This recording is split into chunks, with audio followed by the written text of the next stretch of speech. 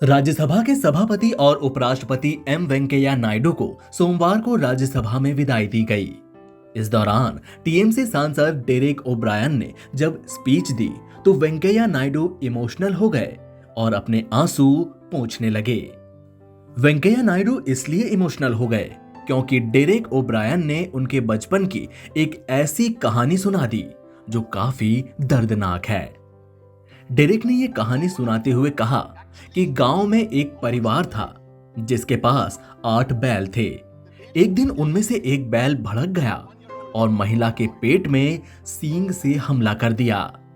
उसकी गोद में 1 साल का बच्चा था। उसे वहीं छोड़कर महिला को अस्पताल ले जाया गया, लेकिन उनकी मौत हो गई। महिला की गोद में जो बच्चा था वो वेंकैया नायडू ही थे। इतना कहने पर वेंकैया नायडू इमोशनल हो गए। उनकी आंखों में आंसू तक आ गए।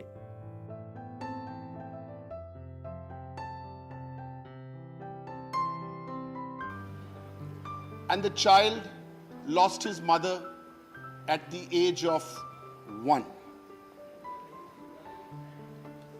This is your story, sir,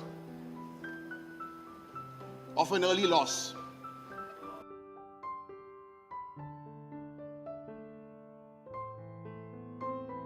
Venkaiah Naidu के जीवन की ये कहानी बताती है कि उन्होंने अपनी जिंदगी में कितने दुख देखे।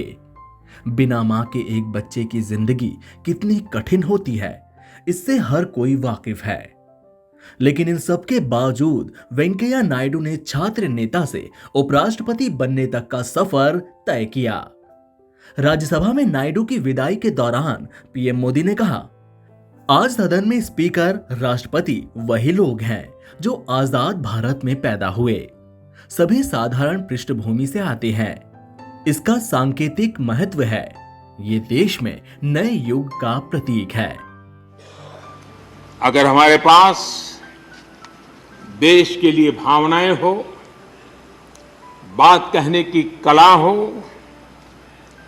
भाषाई विविधता में आस्था हो, तो भाषा क्षेत्र हमारे लिए कभी भी दीवार नहीं बनती हैं।